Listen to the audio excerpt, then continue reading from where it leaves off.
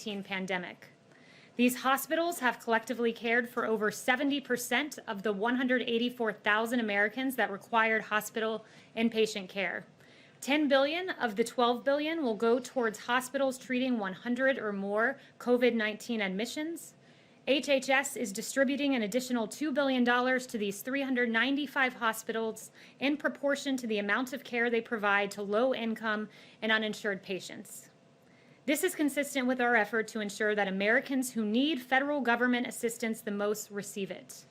We'll be releasing a breakdown of the states receiving this funding and the counties receiving this funding, but for your awareness, New York, New Jersey, and Illinois receive the most funding by state, while New York, Bronx, New York, and Cook, Illinois receive the most funding by county as determined by our metrics.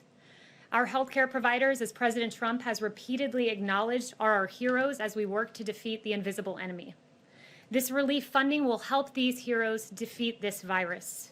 In reacting to CARES relief, I love what this one provider said. He said, thank you and God for this relief. I have tears in my eyes out of gratitude for these funds. Thank you so, so, so much. Additionally, 100 flights as part of Project Airbridge have been completed to date. These flights have expedited nearly 1 billion pieces of PPE for our healthcare heroes. The third phase of coronavirus relief also included $320 billion in additional funding for the Paycheck Protection Program, which, as you all know, provides forgivable loans to small businesses in order to keep their employees on payroll. This program has been extraordinarily successful. During the first round of PPP loans, 1.6 million loans were issued to small businesses. Of those 1.6 million loans, 1 million of them were given to companies with 10 or fewer employees.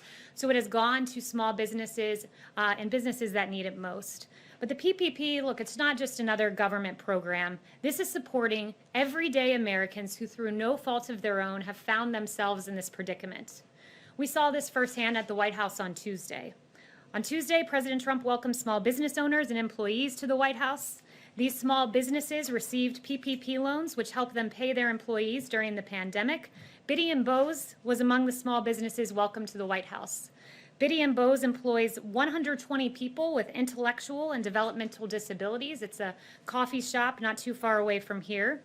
Biddy & Bose had to temporarily close its doors, but because of PPP loans, Biddy & Bose was able to rehire all of its employees. I had the real honor of getting to meet Michael Hoyp. He's one of the employees at Biddy & Bose, and he offered some words of encouragement to our country, and they really touched my heart, and I think they'll touch the heart of America, if you guys wouldn't mind playing those remarks. You, President Trump and Ivanka, thanks a lot for inviting us. Thank you, Mr. President, for having us. I love my job, and I am excited about going back to work. At Biddy & Bose, we like to use the phrase called "not broken." That means me and all my amazing coworkers are not broken, and we have lots to offer. I know the great country of the United States isn't broken either. So on behalf of myself, Megan and Amy, and all the employees of Biddy & Bose, thank you for inviting us over. You guys are our family. Love you guys. Michael's an incredible young man. I gave him a call yesterday and asked him what he was up to, and he said he and his fellow employees were literally handwriting notes to put in with their coffee packages that they send out to consumers. I received one of these notes from another company, and it really does put a smile on your face, and Michael's doing that each and every day. And Biddy & Bose, they represent the hope and opportunity that is on the horizon for America's workers, as their business embodies the American spirit. Workers like Michael show that this country is not broken and that we will recover together. Michael, thank you. You're an American hero. Thank you for sharing that message of hope. And with that, I'll take questions. John. Kayleigh, if I could, welcome to the podium for the first time. Thank you. As well. The markets are down substantially today after the president yesterday suggested in the East Room that he might use tariffs to punish China over the coronavirus. Is there any serious consideration being given to putting new tariffs on China, or was the president just spitballing yesterday? Look, I won't get ahead of any announcements from the president, but I will echo the president's displeasure with China. It's no secret that China mishandled this situation. Just a few examples for you. They did not share the genetic sequence until a professor in Shanghai did so on his own the very next day. China shut down his lab for, quote, rectification. They slow-walked information on human-to-human transmission alongside the World Health Organization and didn't let U.S. investigators in at a very important time. So we take displeasure with China's actions, but I certainly won't get ahead of the president with those announcements. Is the president seriously considering forcing China to pay some sort of compensation, reparations, whatever word you want to put on it? Again, when it comes to retaliatory measures, I will not get ahead of the president on that. Thank you, Kayleigh, and welcome to the podium as well.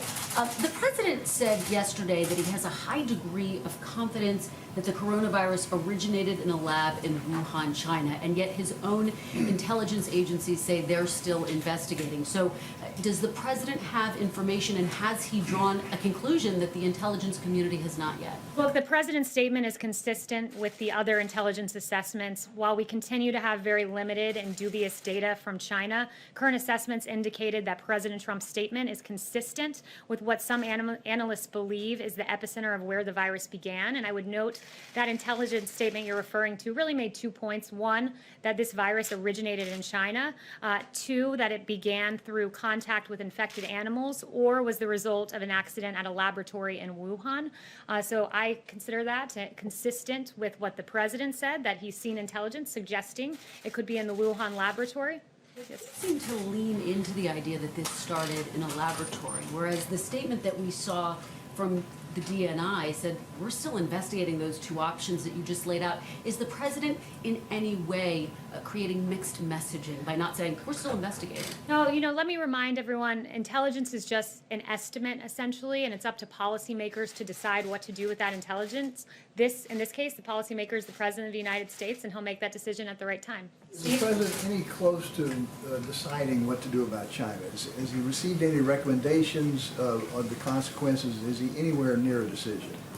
Look, again, I won't get ahead of the president's decision or the timing of that decision, but he takes this very seriously because the decisions of China that I referenced, slow walking some of that information, put American lives at risk. And rest assured, this president has one priority, and that is the safety and the well-being of American lives.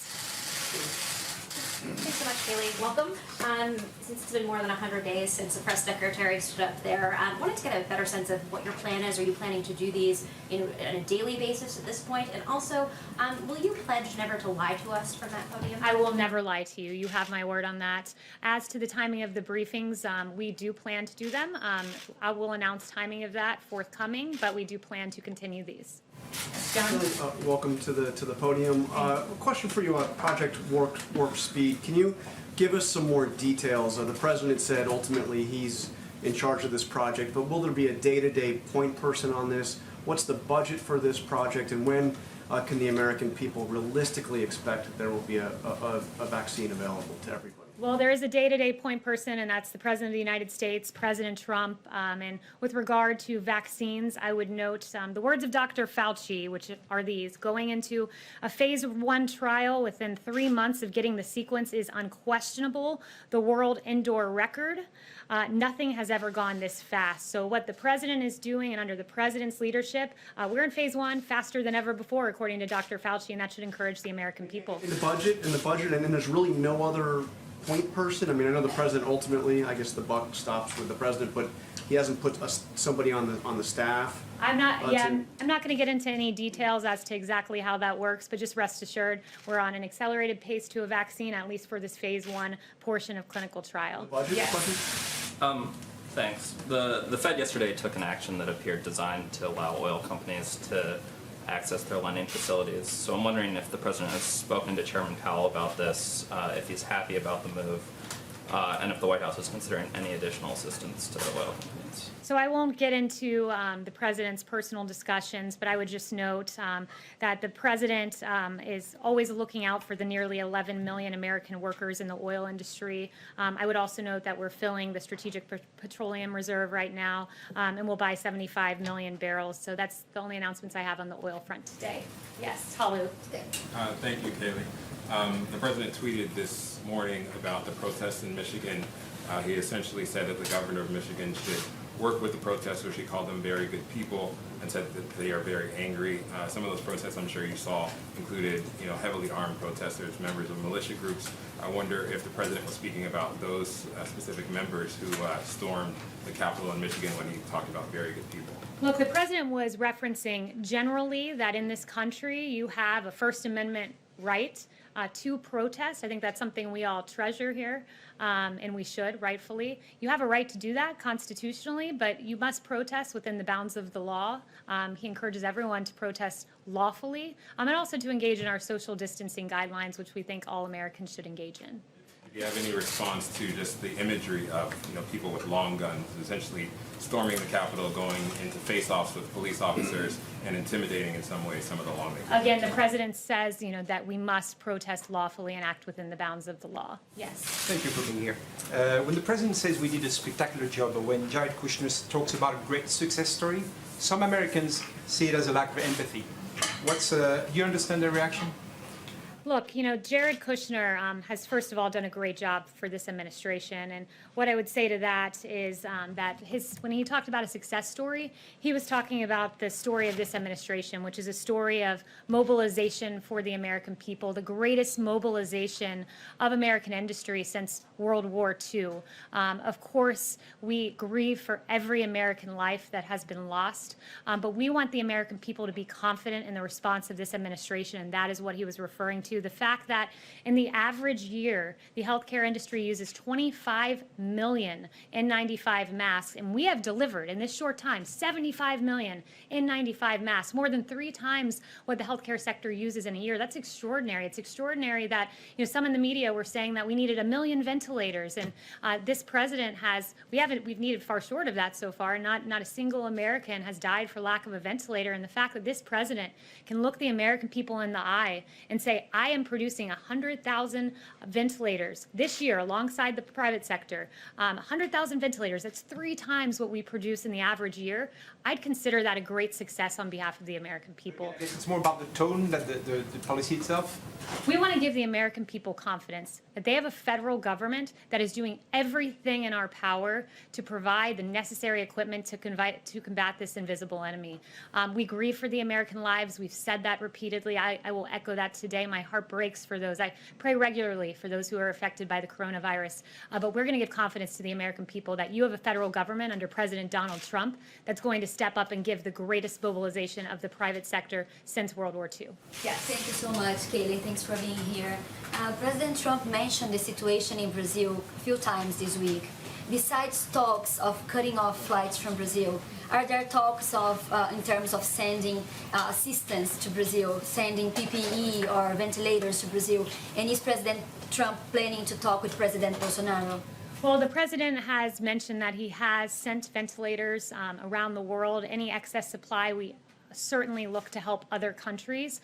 But, in terms of a specific announcement regarding Brazil, I don't have any new information for you on that front today. Yeah, Kayleigh, welcome.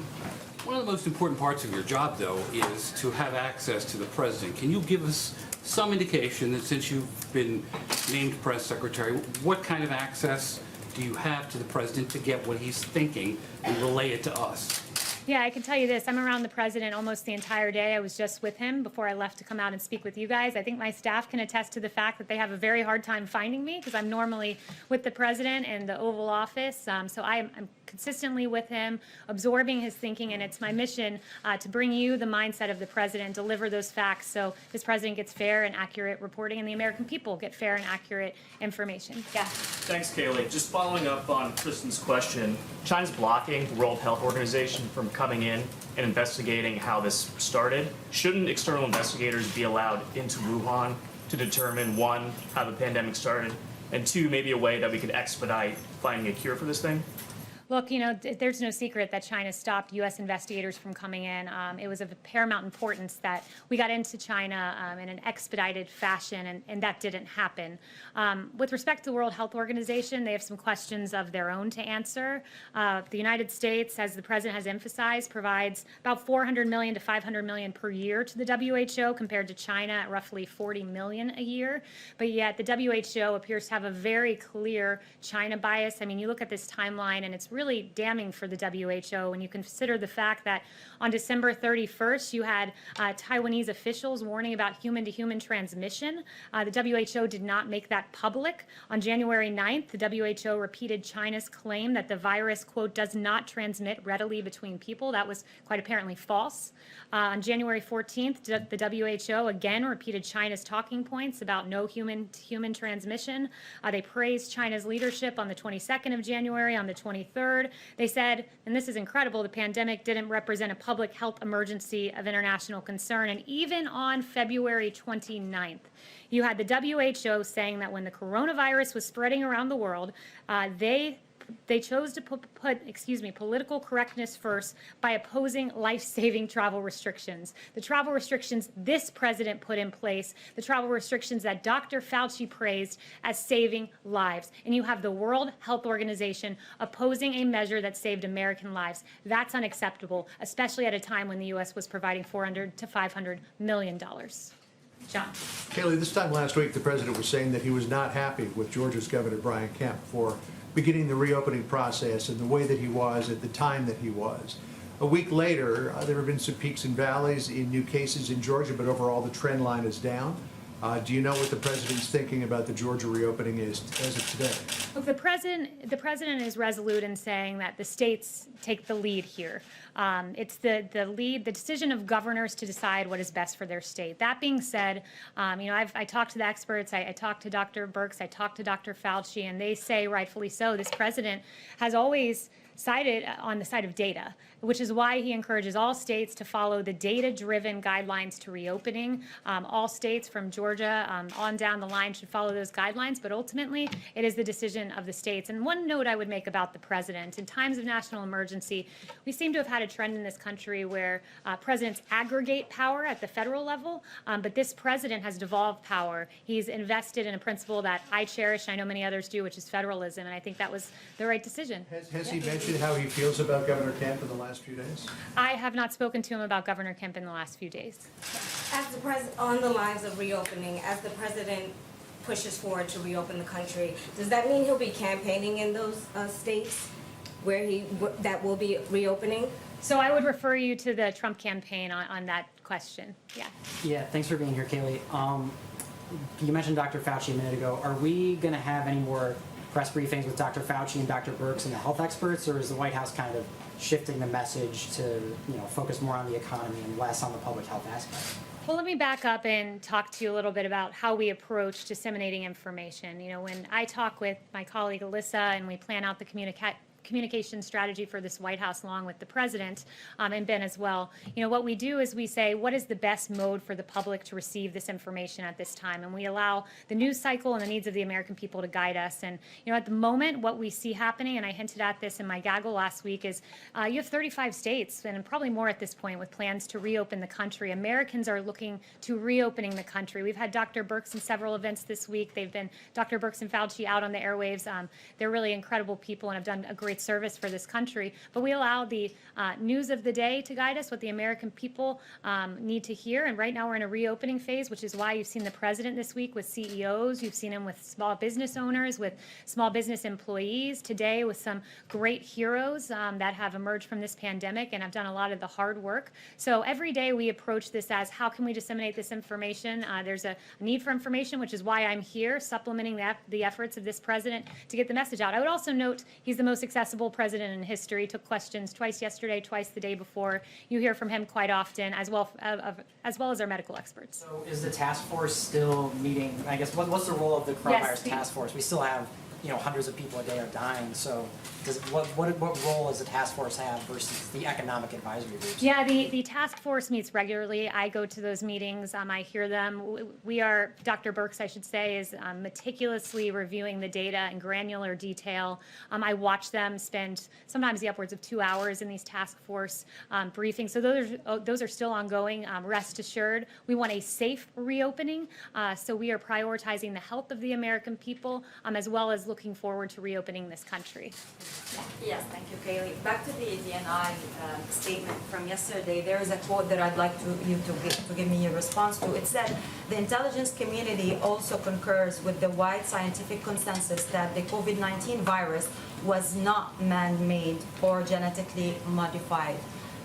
This was from the DNI statement. How do you see this statement? How do you understand this? And also there was a piece in the New York Times that said senior Trump administration officials have pushed intelligence agencies to hunt for evidence to support the theory that COVID-19 was made in a Wuhan laboratory. I can assure you that no one is pressing the intelligence community to come to a determination. The intelligence community statement stands. It's in perfect concert with what the president said. So, I encourage the media to convey the facts to the American people, which is that we're in line as an administration and we stand by the intelligence community, and that is in complete concert with what the president said yesterday. See, who haven't I gotten to? Oh, I've gotten to almost everyone. Okay, so we're in round 2. That's great. Yes.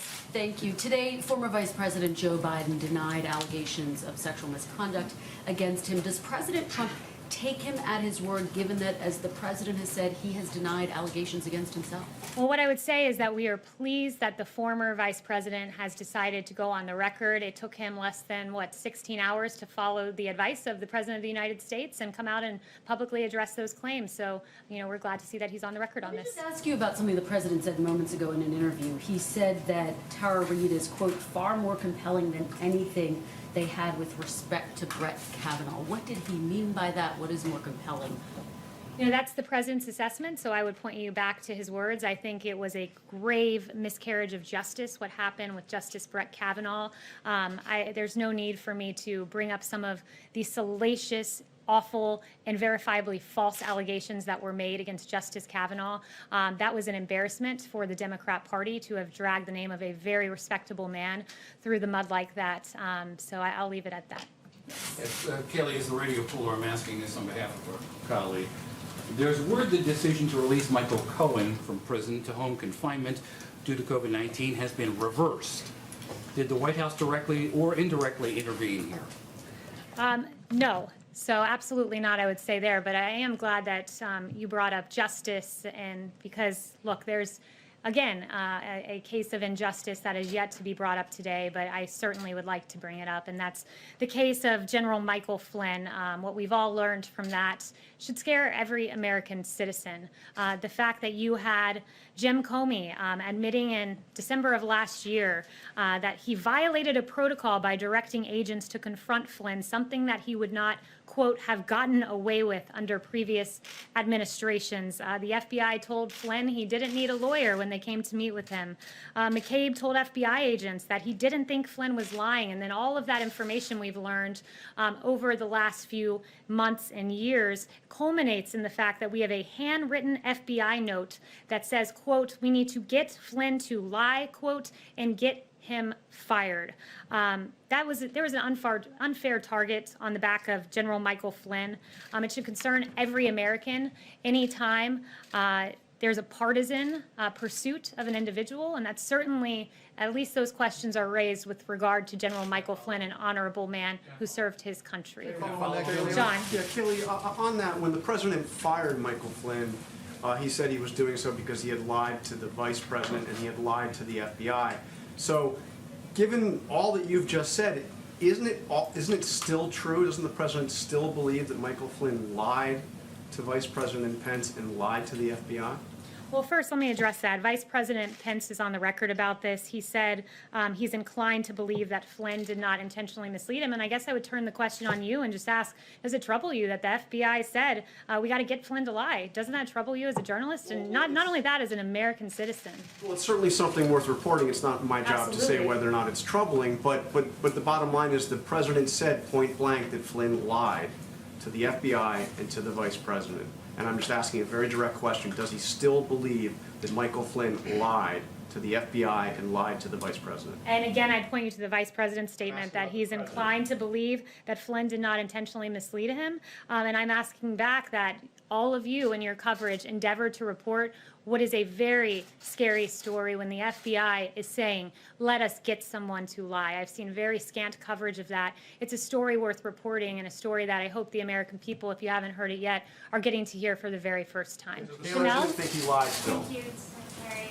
McEnany. Going back to the South China Sea, we had an issue come up this morning where you had the USS Barry crossing international maritime waters, and then this is in the South China Sea, and Chinese officials are saying that this will be a dead-end endeavor. Has the president spoken with any side on the Chinese as far as what the United States is going to continue doing? Is the U.S. Navy going to just ignore these threats and keep going through these international waters? What are your responses to China's increasing aggression in the South China Sea again? Yeah, I have no news to report as to the president's conversations, and for the specifics of that, I would redirect you to the NSC. Yes. Thanks. In the same podcast interview, the president said that Democrats would, quote, have to give us a lot for aid to states. I'm wondering if you have any idea of what specifically the White House or the president is asking for, and secondly, what you'd say to somebody like Governor Cuomo, who says, the president's already told me, a few weeks ago that he would support this type of assistance, and why are we bailing out, airlines or defense contractors, but not the states that pay teachers or first responders? Well, first, you brought up Governor Cuomo, so I just thought it's a good time to remind everyone that Governor Cuomo has praised the president's response in this COVID-19 crisis, saying that what the president has achieved is a phenomenal accomplishment, and we thank Governor Cuomo for those very kind words. But on that note, with regard to funding to states, Phase 4 is something that we want to start negotiating on immediately and get to work on. The president has said, look, I will certainly look to consider helping states who have coronavirus reasons for the financial situation they find themselves in, but he doesn't want this to be an excuse for decades and decades of bad Democrat governance that have run some of these states into a financial predicament. So he has mentioned that in terms of the types of things he wants to see in this Phase 4. I don't want to get ahead of the negotiations, but I do want to emphasize that he has mentioned sanctuary cities. This is a really important issue that has cost American lives. Last year, our brave ICE officers arrested more than 120,000 criminal aliens charged with nearly 10,000 burglaries, 5,000 sexual assaults, 45,000 violent assaults, 2,000 murders, and in the last year, egregiously, 5,000 human trafficking episodes. So American lives matter, our brave ICE men and women matter, and it's something that he's mentioned he'd like to see in a Phase 4. I mean, you raised that, and the president's been kind of vague about this. Are you explicitly conditioning state aid on states or cities not saying that they would have sanctuary city policies? No, I'm not. No, not conditioning anything, but saying that is a negotiation item that the president will certainly bring up. Thanks very much. So the president has in the past denied any of the allegations from the many women who have accused him of sexual misconduct. But per that podcast today, he seemed to suggest the allegations that Tara Reade has raised are more, what did you say, credible than the ones against Brett Kavanaugh. What about the allegations that were raised against him, however? Why should the public, or what makes them any less credible than the allegations from Tara Reade? The president has swiftly denied all of these allegations that were raised 4 years ago.